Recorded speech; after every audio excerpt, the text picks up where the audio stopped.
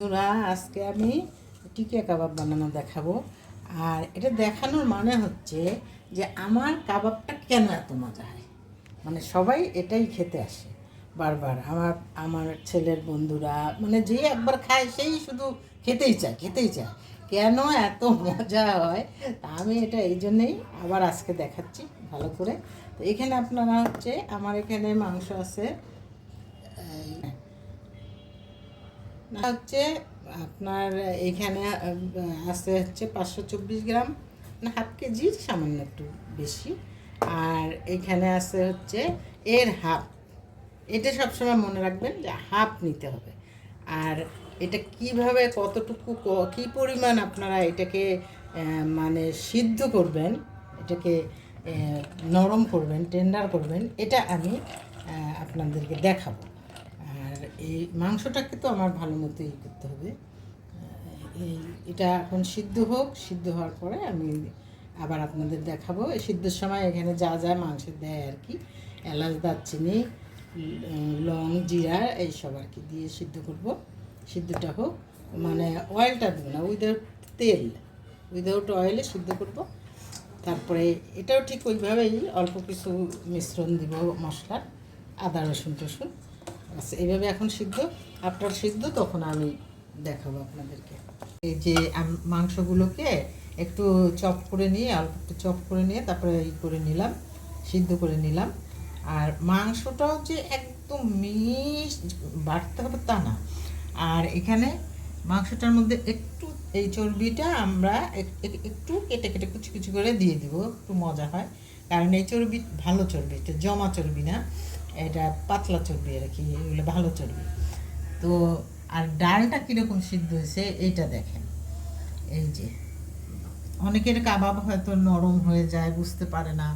এই দেখেন ডালটা একটু মানে 70% সিদ্ধ হতে হবে, একদম পুরা সিদ্ধ না। এই যে দেখেন, এই যে ভিতরে একটু সামান্য একটু মাজা মাজা থাকতে হবে। কারণ এগুলো এখন তো আমরা এগুলো তো আর পাটায় বাটি না, পাটায় বাটলে একটু কষ্ট হয়, এখন তো ব্লেন্ডারে ব্লেন্ড করে নিই। আর এই যে পেঁয়াজের বেরেস্তা আর শুকনো মরিচ ভাজা, এইগুলো এখন করলাম। তারপরে এগুলো মাখবো আর কি। এই ডালগুলো আর মাংসগুলো ব্লেন্ড করা হয়ে গেছে। একদম খুব মিহি করবেন না, এইরকমই করবেন, খুব মিহি করা যাবে না। আর এখন এর মধ্যে আমি দিব এই যে পেঁয়াজ ভাজা দিব। পেঁয়াজ এতগুলো দিব না, পেঁয়াজগুলোকে ক্র্যাশ করে দিতে হবে। পেঁয়াজগুলো ব্লেন্ড করলে অতটা হবে না, পেঁয়াজগুলোকে ক্র্যাশ করে দিতে হবে। বেরেস্তাগুলোকে এইভাবে ক্র্যাশ করে দিতে হবে। পেঁয়াজগুলোকে খুব ভালো করে ক্র্যাশ করতে হবে, আরও একটু ক্র্যাশ করতে হবে। মরিচটাকেও ক্র্যাশ করতেছি হাত দিয়ে।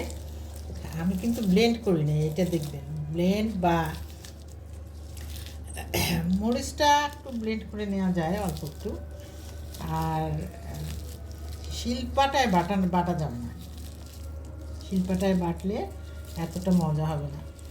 আর আপনারা ধনে পাতা থাকলে ধনে পাতা দিবেন, পুদিনা পাতাও দিতে পারেন কুচি কুচি করে কেটে, অথবা যেভাবে। একে আমি ব্লেন্ডারে একবার শুধু গুঁড়ো দিয়ে নিছি। এখন এটাকে সাথে অ্যাড করতেছি। ডালটা যদি একটু শক্ত করে করেন তাহলে হবে কি আপনার আপনার কাবাবটা অনেক ভালো হবে আর কি, অনেক শক্ত শক্ত সুন্দর হবে আর কি। আদা বাটা দিলাম, আদা তো সময়ও দেওয়া হয়েছে, সিদ্ধ করার সময়ও আদা দেওয়া হয়েছে। এখন এই যে রসুন বাটা দিলাম এটা 1 চামচ, আদা বাটা দিলাম 1 চামচ। সিদ্ধ করার সময়ও আমি আদা রসুন দিয়েছিলাম। এখন একটুখানি ঘি দিব, বেশি না, অল্প একটু ঘি।